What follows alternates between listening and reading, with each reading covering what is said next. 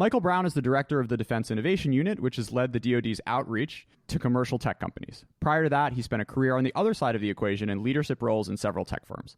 Mike, thanks so much for coming on this special crossover episode of the China Talk and Acquisition Talk podcasts. Thanks, Jordan. Glad to be here. Let's start it off with some China. You recently characterized the U.S. as being in a superpower marathon with the PRC. Why that characterization? We're in a tech race with China. And while it's been identified in the National Defense Strategy that we're in a great power competition, I think really the competition is with China. They're a much more formidable threat than Russia will be as we look forward into the future. And I think we're going to be in this for a while. So that's why we call it a marathon. So I think a more apt description, rather than in an era of great power competition, which may be true, is that we're really in a marathon with China, and it's about tech. So how would you force rank the relative readiness for this marathon of the following actors: the federal government, academia, and the private sector? And maybe you can segment all of those three groups as much as you'd like. Well, I think rather than rank ordering them, as the article that you're referring to was recently published by Brookings, as we identify, each one of those sectors really has a lot of work to do. If we recognize that we are in a marathon and it's a tech race, each one of those actors really needs to get organized as to what's required. I think the good news is there's broad recognition in the country that China's not a responsible actor in the world stage, and we've got to do a lot more to be competitive globally. So government, there's a role, needs to spend more basic R&D and really broaden its conception of national security to include economic statecraft, not to duplicate what China is doing, but to use our tools to make sure that they're reinforcing U.S. policies. Academia really needs to gear up both to do more basic research, which is a role that it's played in the past. And for the private sector, we need to have more incentives so that private sector is doing more in R&D and thinking longer term. So each one of the sectors has a lot of work to do. Michael, you said you wanted academia to do more in terms of basic research and we should look further ahead. Jordan actually had a really great episode and newsletter on how, China's actually doing a lot more and spending more in the areas of applied research and more experimentation rather than the basic research. So can you just talk about that distinction between reorienting between basic research and experimentation or applied research, and where you think the U.S. needs to be in the Department of Defense itself? China has demonstrated that there's a lot of benefit to investing in applied research that directly helps the Chinese transform their economy. They're very focused on the connection between technology and economic growth. I think in the U.S., we've been a little bit less focused on what levers to pull. So we have a combination of basic research and applied. But I think we need more investment in both. We need more investment in basic research because that's where the technology breakthroughs occur that really spawn entire new industries. So I wouldn't ask us to move from basic to applied. In fact, I think we need a lot more basic research. That's been on a steady decline as a percent of GDP, basically since the 1960s, when we spent 2% of our GDP on federally funded research. And now that figure is about 0.7%. And half of that is spent on health. We're glad for that during a time of a pandemic, but that just shows that the national security-oriented basic research is down to about 0.4%. So we really need to look at where the seed corn is planted, and that really is basic research. Government has a key role to play there because it's patient capital. Government can invest in activities that don't have a certain return, so are inherently risky, but you can have big payoffs from that, as we've had in the past when the government research has resulted in things like the internet, GPS, miniaturized electronics. So we need more spending there. But then, as your question implies, we also need more applied R&D, and that is likely to come more from companies.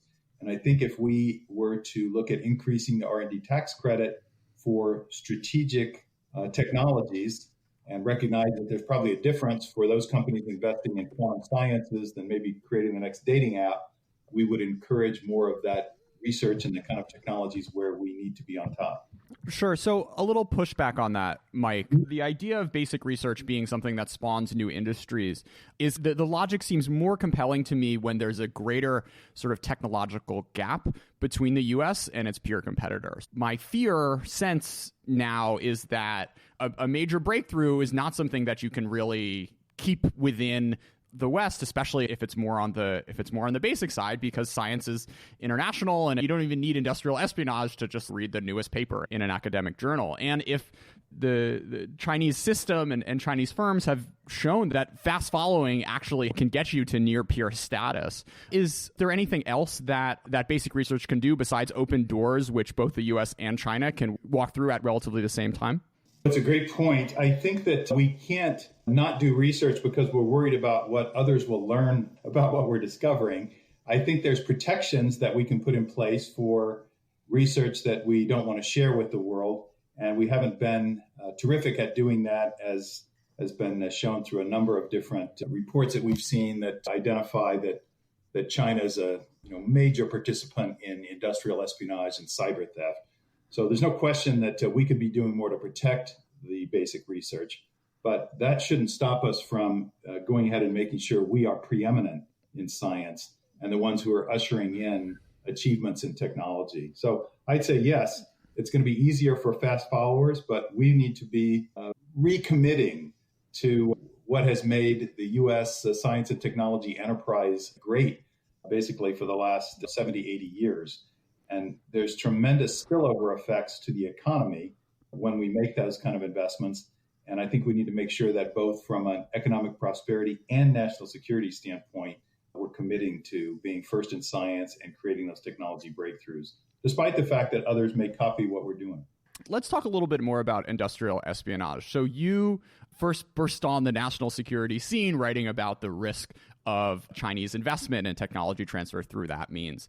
I'm curious to what extent, and in the subsequent few years, Chinese tech investment in the U.S. has basically completely dried up, which on some level probably makes this whole process more difficult. But curious, Mike, to what extent you think this is something that really can be addressed, even if our companies are more focused on it and the U.S. government is more focused on it? Like, how much can any technology in the 2020s really be kept as a state secret and locked down? First of all, I would say that despite the fact that we've made a number of improvements to protecting technology, the legislation that I was able to work on, the Foreign Investment Risk Review Modernization Act, and then the related Export Control Reform Act, those have not really been put into practice yet.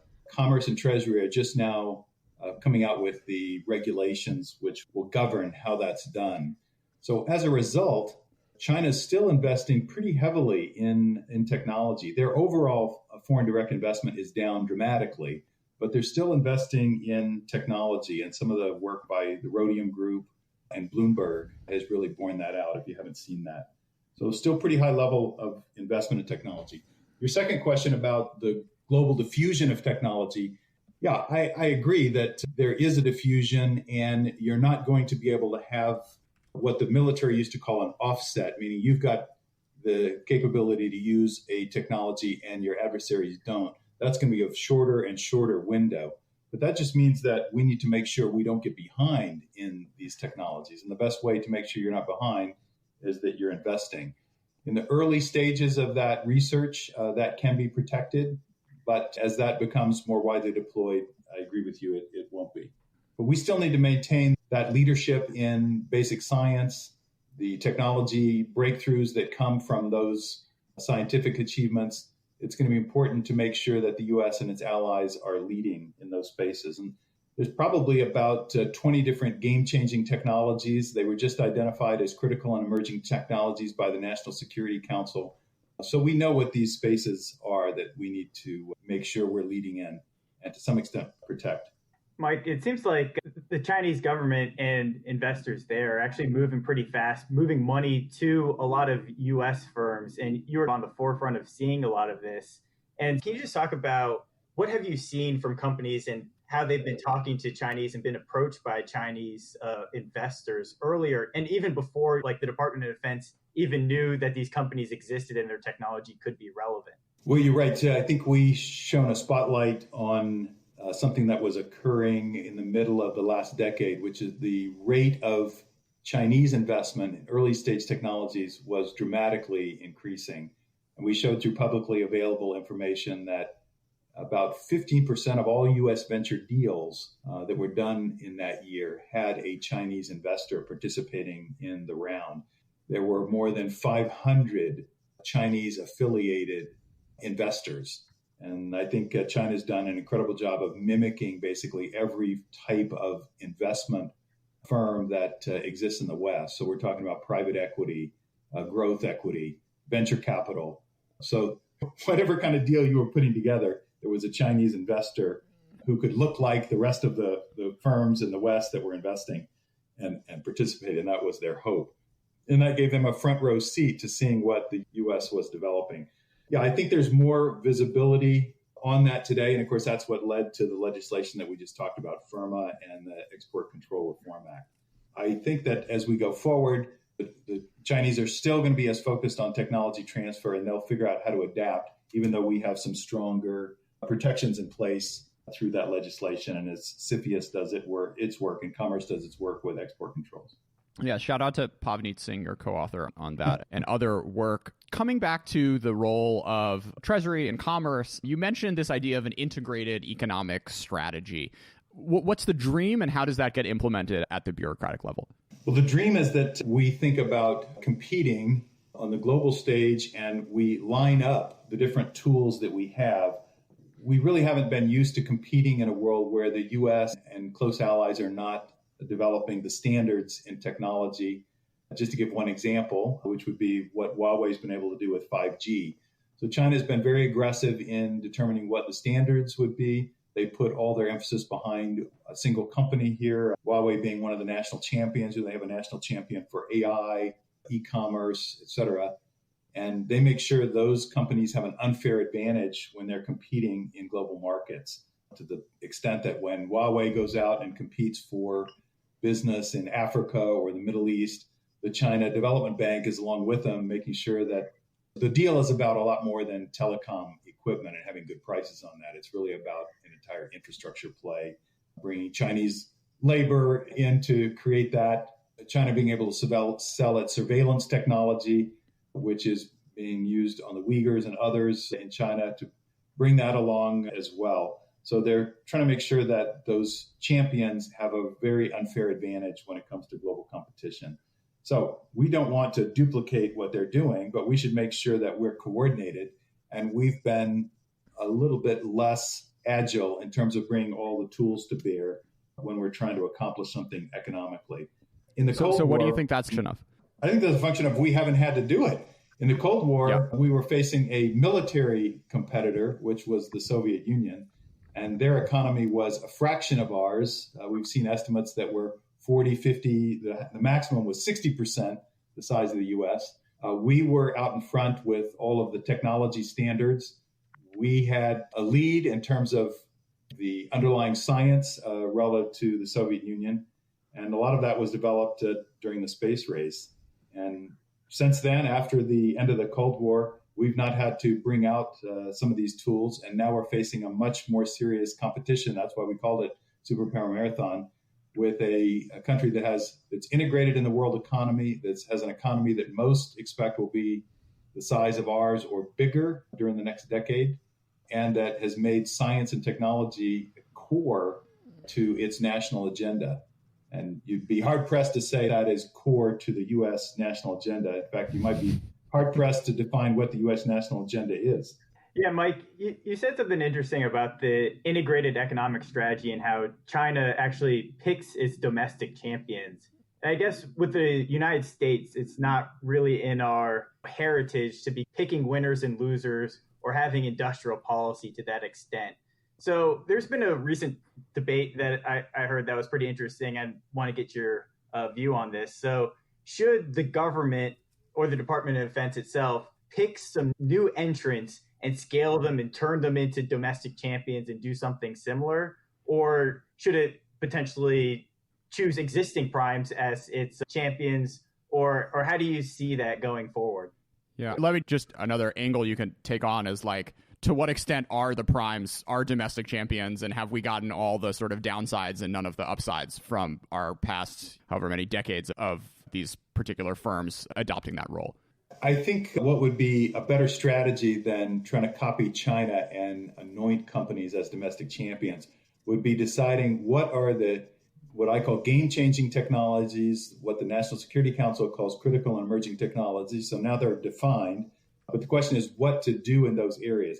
Those are the areas we want to make sure with our allies, we're making the proper investment to make sure that we're leading in the basic science, that we're making the applied research investments as well, and then doing everything we can to make sure that the competition that's inherent in the market creates the best suppliers. So again, I don't think we should be anointing a champion, but we do want to make sure that the ground is fertile in these spaces for strong companies to grow and that they're successful competing on global markets. So I think it's really all about making sure that we understand what the sectors are, investing in those sectors, that the environment is fertile for companies to thrive there globally. And then we'll have the right level of competition with China. It's not about picking the winners and losers, which they've done with their companies. Is there anything the U.S. can learn from civil-military fusion? Absolutely. I think there's a lot we can learn from what China is doing. Number one, their focus on science and technology. Number two, the very long-term orientation that they take. And then number three, given the importance of technology to the military, how can you create close connection? Now, we need to think about doing that in our own way. Our own way would be not centrally directed from a Politburo, but making sure that there's enough flexibility in the budget to invest in basic research. We already talked about how important that is. Number two, making sure that we work with our allies and partners around the world. That's an asymmetric advantage that the U.S. has relative to China. Their only named ally is North Korea. So we've got a tremendous advantage, not only with the science and technology community across many different countries, Japan, Germany, UK.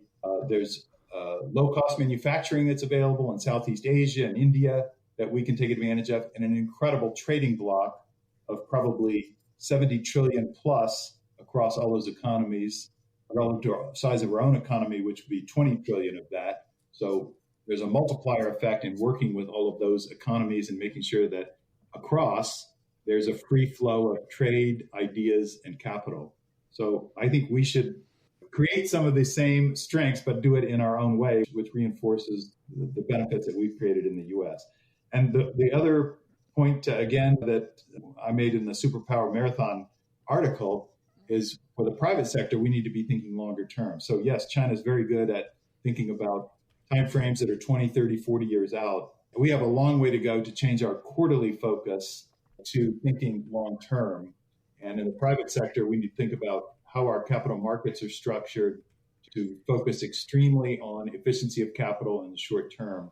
If we're in a superpower marathon, how do we develop capabilities? That's going to be every bit as important, if not more, than efficiency of capital. That's going to require some changes for us to make. So you mentioned the idea of working with allies. I'm curious, just in your experience at DIU, where do you see are there major opportunities, and what initiatives have you guys had, and how would you like to see this sort of cooperation among the D10 or whatever play out in the subsequent years? Could you also touch on the foreign military sales aspect, which has long been dominated by the big primes? Starting just with DIU's role, we have awarded contracts to companies from allied countries, but it's been a small part of what we're doing. We don't have the resources or mandate to work extensively with partners. We would love to take that on.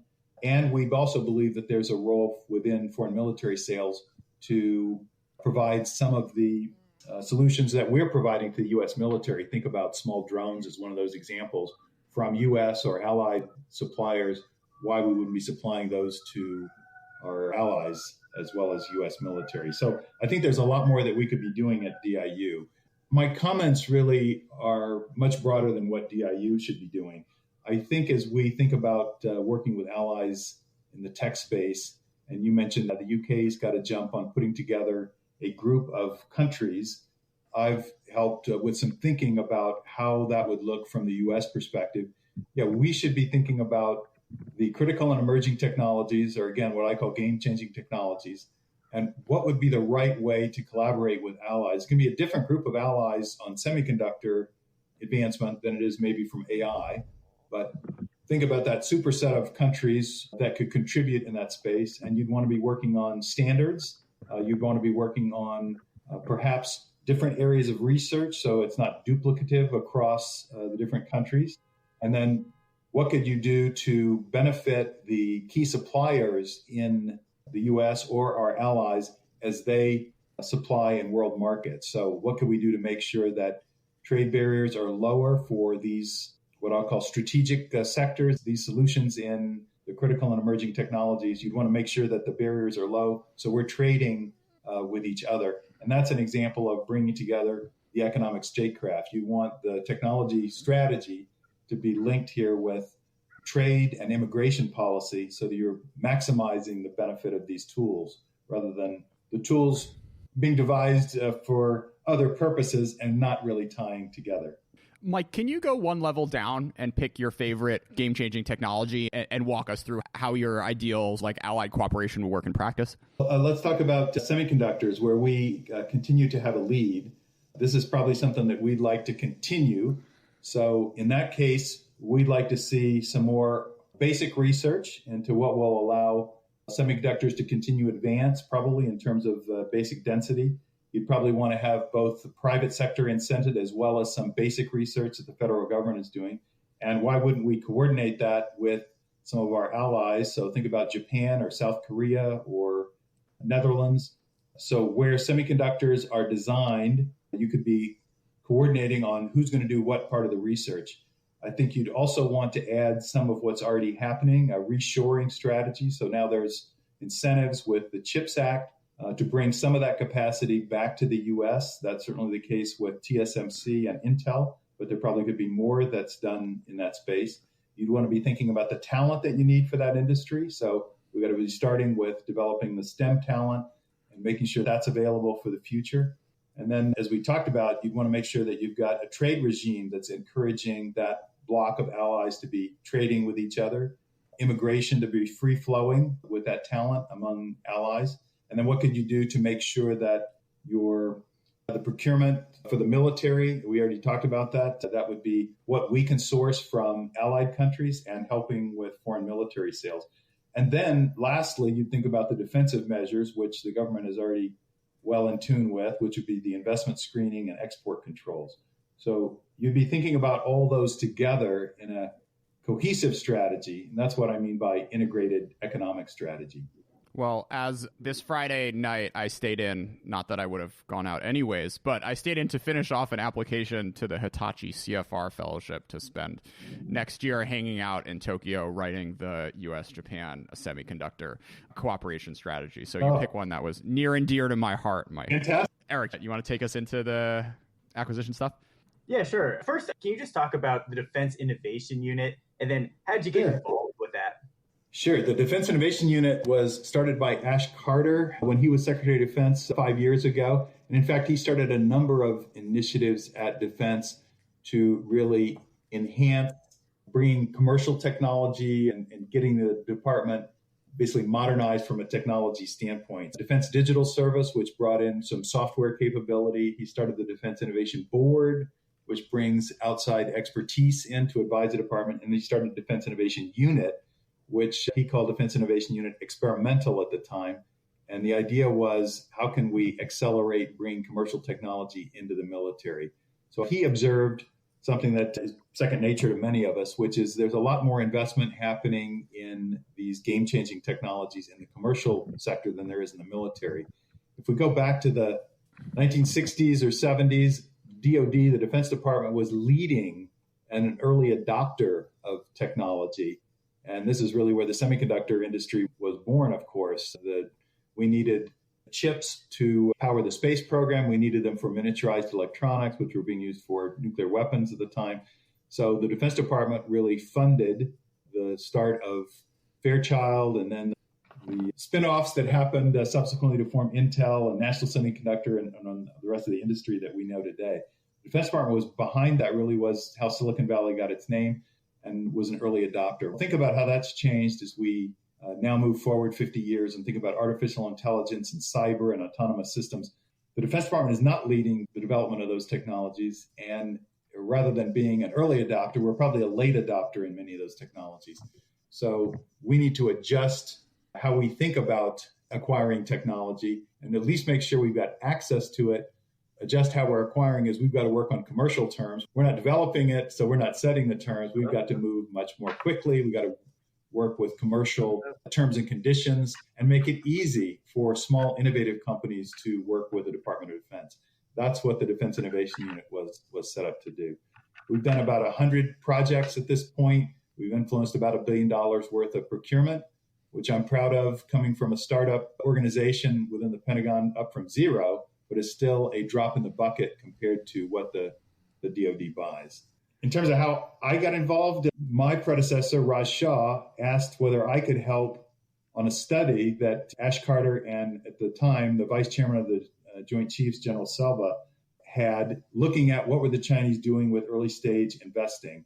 What were they investing in? Why were they investing? How did that help them with a technology transfer strategy? So we talked a little bit about that earlier, but that's what brought me to DIU, and I worked in that and some related areas for 2 years before being asked to lead the Defense Innovation Unit. Yeah, so tech transition is like the hot topic, right? And that's why I was actually interested in why you were talking about basic science being so important as opposed to like the more applied piece. But you guys at DIU, in your annual report, you were saying like about 23% of our finished projects actually transitioned into operations. And from a commercial standpoint of investment, that sounds pretty good, but in the Department of Defense, 100% is what you're supposed to be aiming for a lot of times. So can you just talk a little bit about how you're transitioning technologies in the Department of Defense, and what are some metrics for success at Defense Innovation Unit? Yeah, well, I'd say that when we put the data together, and it was just maybe a year and a half ago or so that we did, we were surprised, not in a good way, with that 23% number. And I'm happy to say that number is now 43%. So what we found was a certain percentage of the projects that we undertook, the commercial technology was not ready for the military application. We expect to find that a certain percentage of the time. That's about a quarter of our experience. And that's fine with me. I don't lose sleep over that. We should be taking some risk and seeing some failure there. But I was very disappointed to see that a big proportion of what we were doing resulted in a successful prototype, but then did not scale. A big reason for that is often the DoD partner or customer did not have the dollars in its budget, assuming that the prototype was going to be successful. And one of the issues this highlights is how long the budgeting cycle is for the Defense Department. If I want to spend $1 today, I need to have planned that 2 years prior. So this is at a much different rate of speed than what the commercial world operates in. And the 2 years is required because it basically takes a year for the Pentagon to put its budget together and get that approved by the president through the Office of Management and Budget, and another year for Congress to look at that and then approve that in defense appropriations.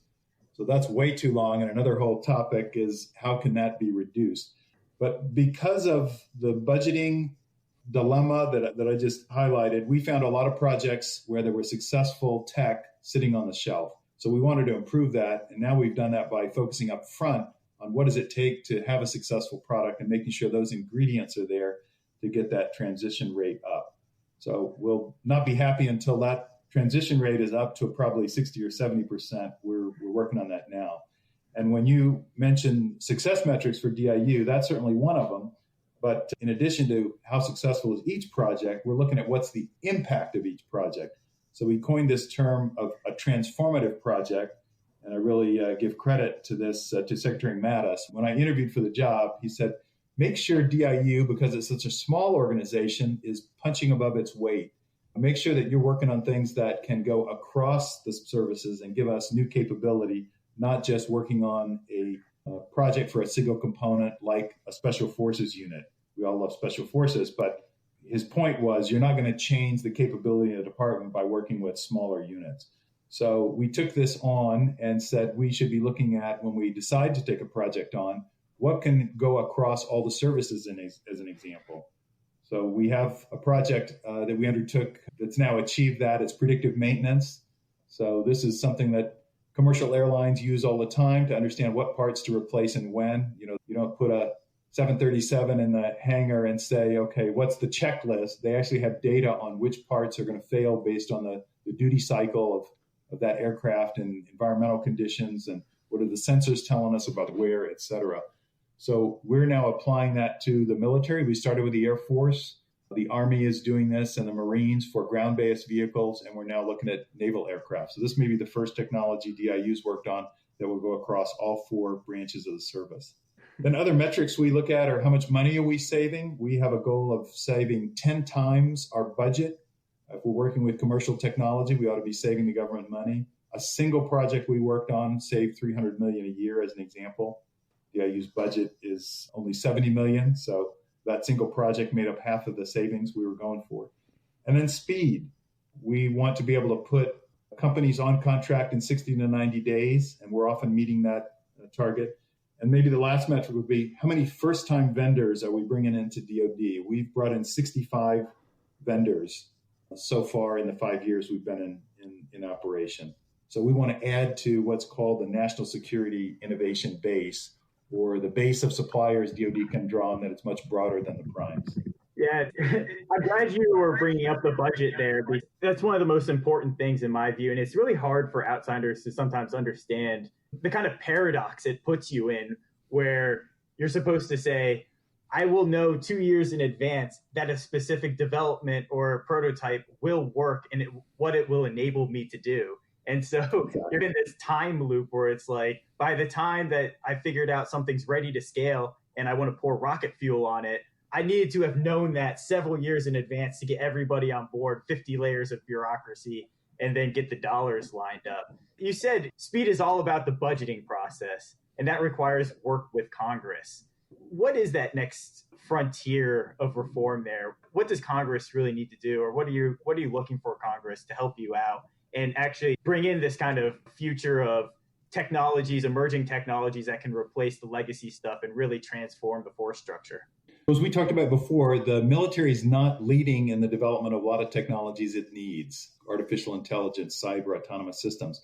So in that world, the military needs to adapt its acquisition cycle and process to look more like the commercial sector, and that's all about speed. So we haven't had to do that because we've not been faced with the kind of competition that we're in with China. So tying this back to where we started, if we're in a tech marathon with China, we've got to be moving faster. And that means that in a system where China can basically move by fiat, and we've got a different process, we don't want to go to their system, but we need to speed up our own process.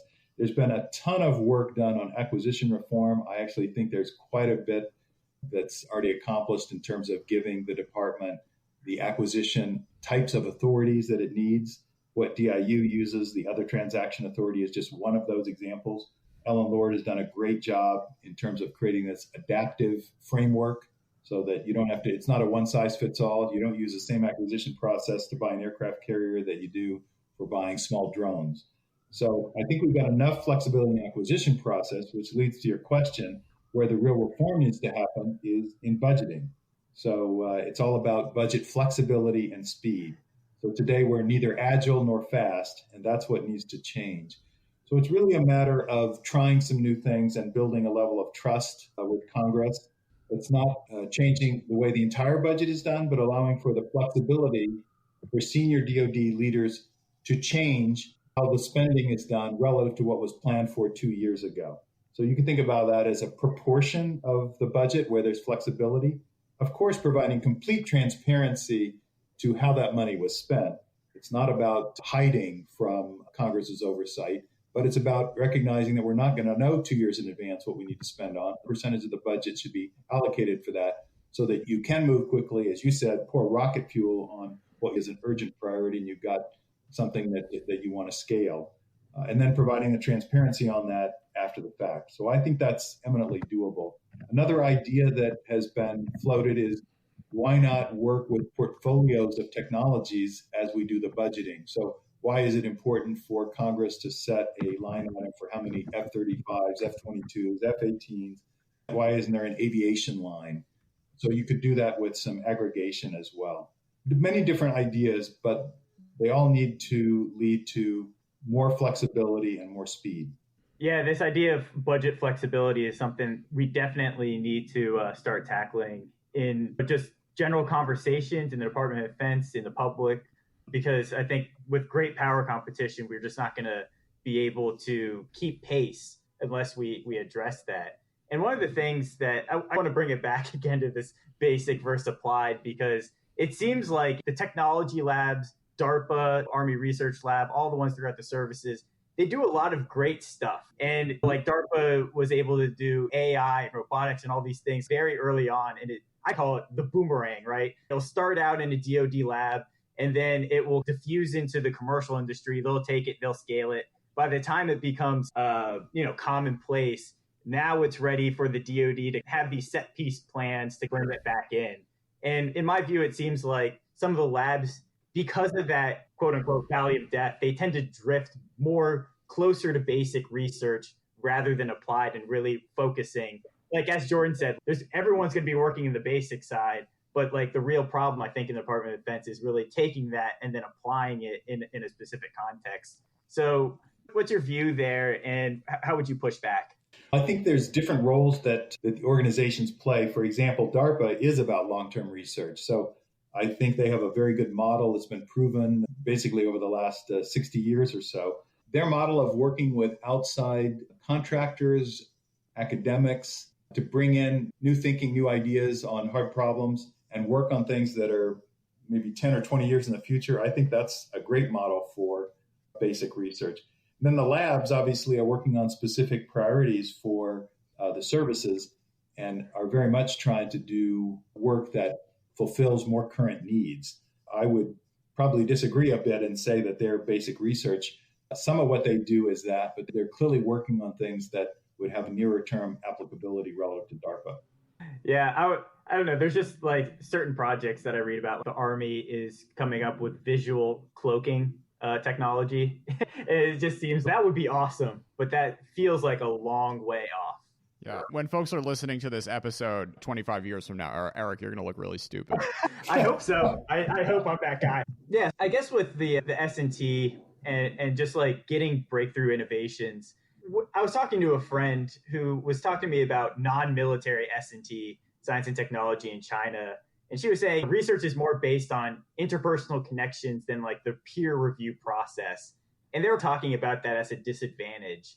But when I was looking at the history of like weapons development in the 40s and 50s, like a lot of the revolutionary stuff actually came through interpersonal trust, where a person with an idea found someone with money and they didn't need to go through, get a consensus among all of these different types of groups just to start something. And so in some ways, I look at the Chinese model as maybe more inviting to get these unexpected payoffs, these impacts like the 10x, 100x returns, whereas the Department of Defense, we're more objective, peer reviewed, and that kind of like stifles us into the already known world.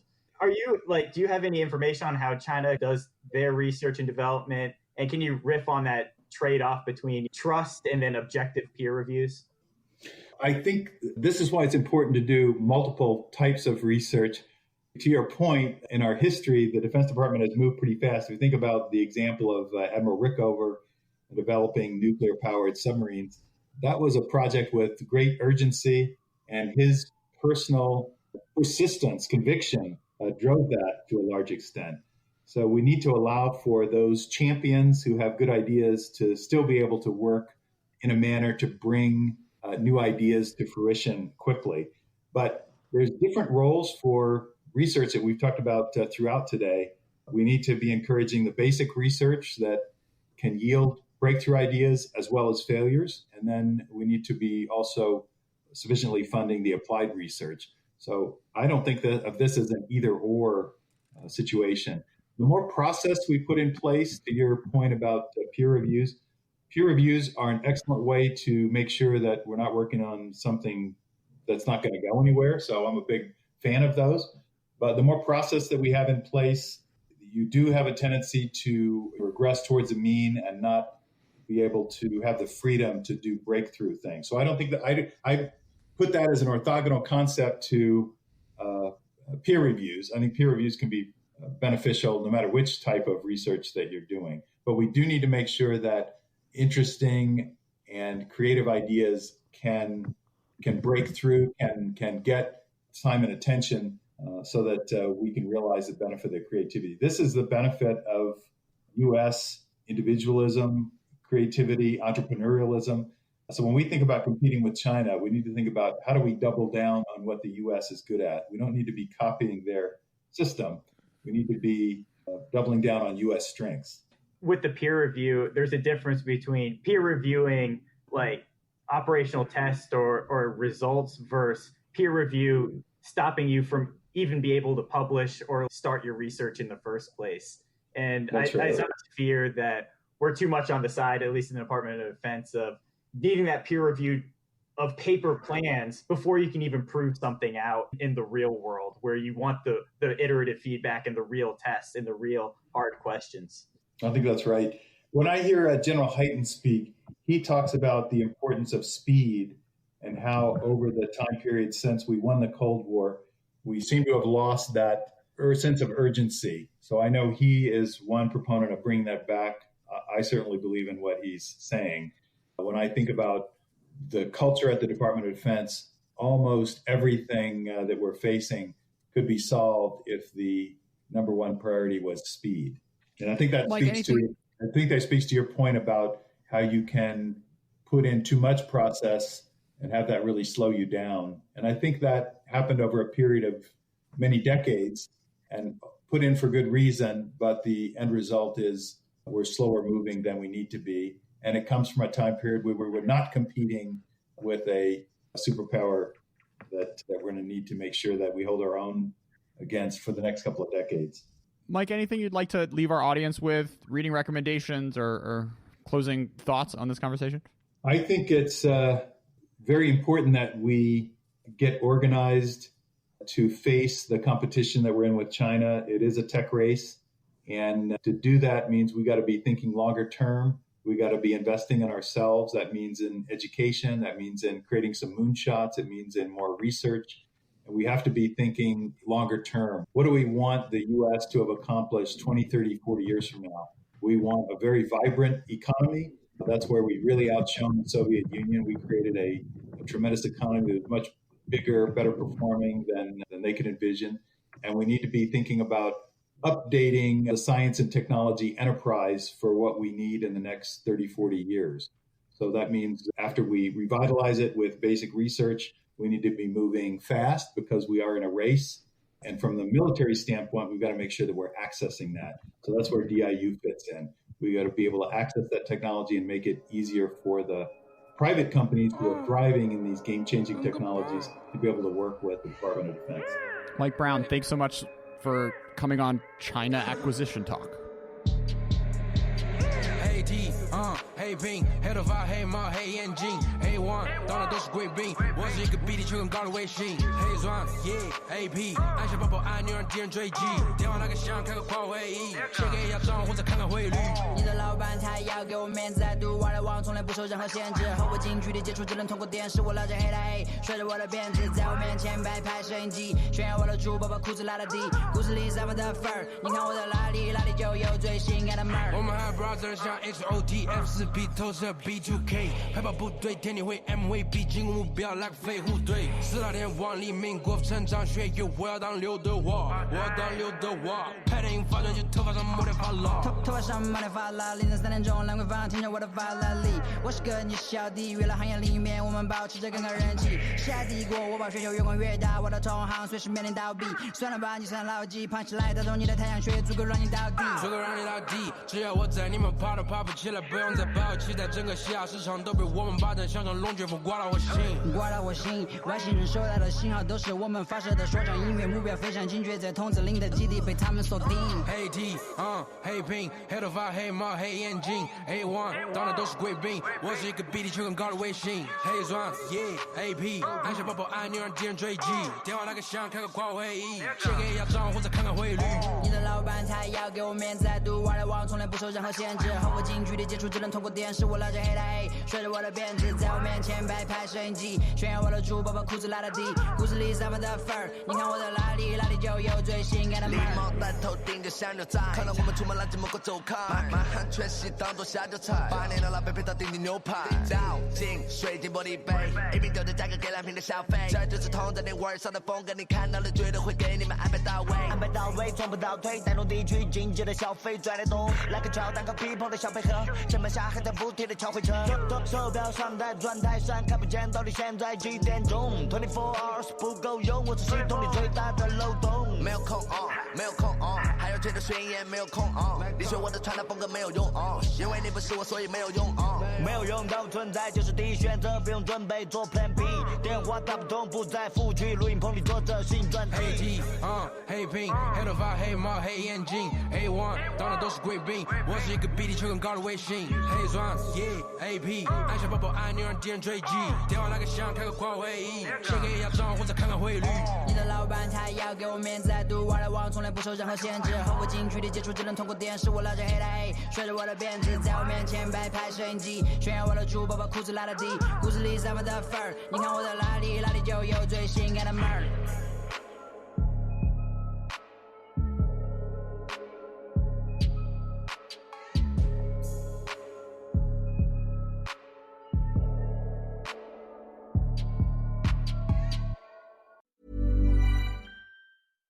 So my in-laws just called to let us know they're on their way over, and we're out of food. Great. Luckily, Instacart helps me get groceries delivered in as fast as an hour. Plenty of time to cook an in-law-worthy meal. Now, what to make? Chicken parm. Perfect. Download the Instacart app or visit instacart.com to get $20 off your first order using the code PREPARED20. Now the only thing to worry about is dinner conversation. Offer valid for a limited time. Minimum order $35. Delivery subject to availability. Additional terms apply.